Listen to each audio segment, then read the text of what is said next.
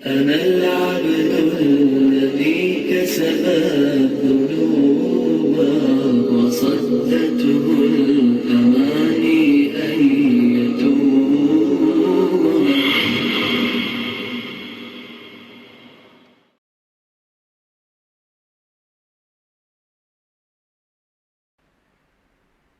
خطیب الاسلام حضرت مولانا محمد سالم قاسمی رحمہ اللہ کے انتقال پر ایک تأثر جو تمام علماء، قائدین اور بزرگوں نے جس کا اظہار کیا اور ہر دل نے یہ محسوس کیا کہ گویا ان کے انتقال سے ایک عہد کا اختتام ہو چکا ہے.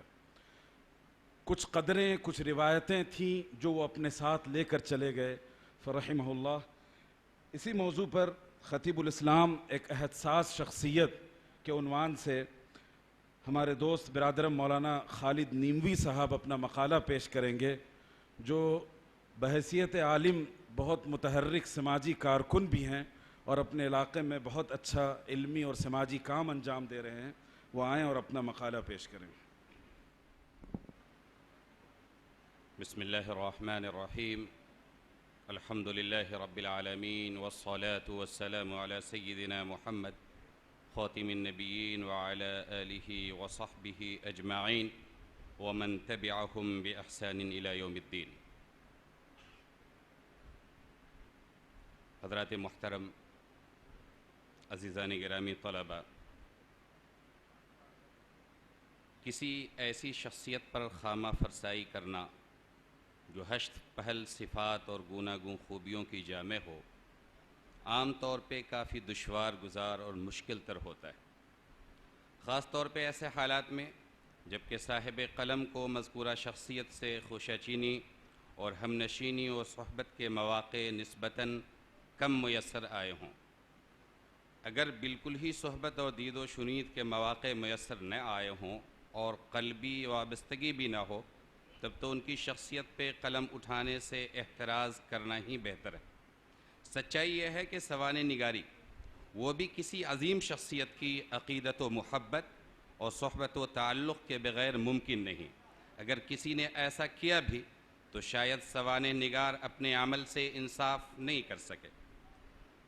اس کی تحریر تاریخ نگاری کے زمرے میں تو شامل کی جا سکتی ہے، لیکن عاشقوں کے لیے درد کا درمان نہیں بن سکتی، جبکہ تذکرہ نگاری کا ایک مقصد اہل محبت کے لیے درد کا درما تلاش کرنا بھی ہوتا ہے.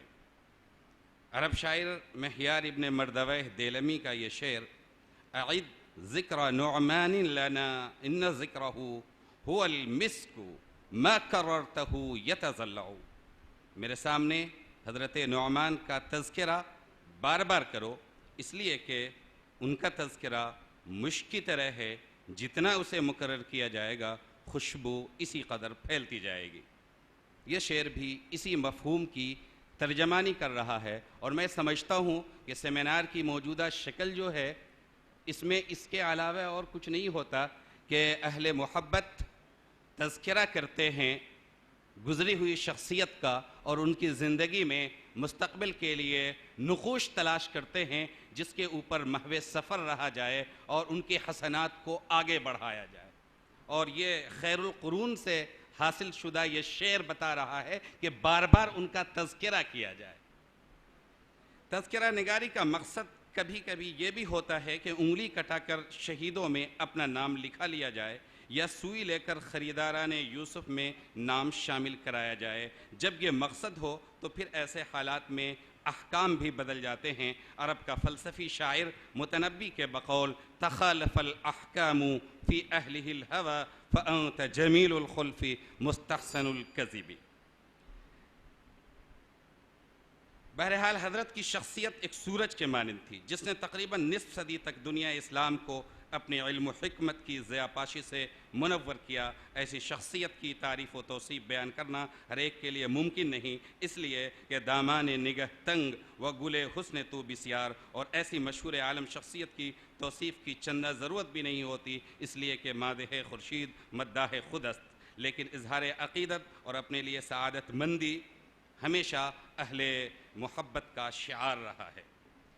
دو تین چیزیں میں عرض کرتا ہوں جو عام طور پہ دیگر مقالات میں نہیں آئے. ہمارے ضلع بیگوسرائے کی ایک قدیم اور مردم خیز بستی بارو ہے جسے مسند ہند شاہ محمد اسحاق دہلوی کے سب سے لائق شاگرد حضرت مولانا یار علی محدث برونوی اور صاحب فرہنگ آصفیہ مولوی سید احمد کے آباء و اجداد جو سید احمد شہید کے ساتھ مارکہ بالا کوٹ میں شہید ہوئے ان کا وہ دیگر بہت سے نامور اہل علم کا وطن ہونے کا شرف حاصل ہے. اس مردم خیز بستی میں ایک دینی تعلیمی ادارہ قائم کرنے کی بات چل رہی تھی جس میں جناب سرور علی صاحب پیش تھے. اس ادارے کا نام کیا ہو اس سلسلے میں کئی نام زیر غور آئے تو علاقے کے علماء اور ادارے کے محرکین کے مشورے سے اس ادارے کی نسبت قاسم العلوم والخیرات حجت الاسلام حضرت مولانا قاسم نانوتوی کی طرف کی گئی اور اس کا نام مدرسہ قاسم العلوم رکھا گیا. اس کی اطلاع جب حضرت مولانا سالم صاحب قاسمی نور اللہ مرقدہ کو دی گئی تو حضرت نے کہا کہ میں ضرور اس میں شرکت کروں گا اس لیے کہ نسبتوں کا احترام ہمارے اکابر کا شعار رہا ہے. چنانچہ حضرت نے اس پروگرام کے لیے ٹائم دیا اور وہاں تشریف لے گئے. ایک اور واقعہ قابل ذکر ہے. عمارت شریعہ پھلواری شریف میں ایک بڑا پروگرام ہوا اور سارے حضرات نے اصلاح معاشرہ کے زیر عنوان شاندار تقریریں کی جس میں فضول خرچی اور نمود اور نمائش سے بچنے کی تلقین کی گئی. حضرت نے فرمایا کہ ایسا محسوس ہو رہا ہے کہ اسلام میں خوشی کے اظہار کی کوئی گنجائش ہی نہیں ہے. آپ لوگ ایسا فرما رہے ہیں بلکہ جائز حدود میں خوشی کے اظہار کی ایک گناہ نہ اجازت ہے بلکہ ترغیب بھی ہے. اور پھر فرمایا کہ جائز حدود میں دف بجانا اسی چھوارے تقسیم کرنا ولیمہ کرنا یہ سب جائز خوشی کے مراسم ہیں اس لیے اعتدال کے ساتھ گفتگو ہونی چاہیے. ایسا نہ ہو کہ اس کے اوپر بھی بند لگایا جائے. اسی طریقے سے ایک موقع پہ حضرت قاضی مجاہد الاسلام صاحب رحمۃ اللہ علیہ یہاں تشریف لائے. کئی اساتذہ آپ کے ساتھ اس وقت کچھ تلخیاں تھیں تو قاضی صاحب نے کہا کہ چوں درد دوستی مخلصم یافتی عنانم ز صحبت چرا تافتی. تو سارے اساتذہ جو دارالعلوم کے تھے وہ بھی شامل ہو گئے. بہرحال حضرت کے یہاں پہنچنے کے بعد حضرت کی وہ بصیرت افروز گفتگو تھی میں اس میں شامل تھا اور آپ نے بتایا کہ آئندہ جو حالات آ رہے ہیں وہ شدت پسندی کے ہوں گے اور ہمیں اپنے لائحہ عمل کو چینج کرنا پڑے گا. یہ حضرت کی شخصیت کے کچھ نمایاں پہلو تھے. یقیناً حضرت کی شخصیت احدثاز شخصیت تھی. اللہ تبارک و تعالی ان کو اعلی علیین میں جگہ عطا فرمائے. بس یہ کہا جا سکتا ہے کہ سبتست بر جرید عالم دوا میں ماں نمیرد آنکھ دلش زندہ شد بعشق سبتست بر جرید عالم دوا میں ماں. وآخر دعوانا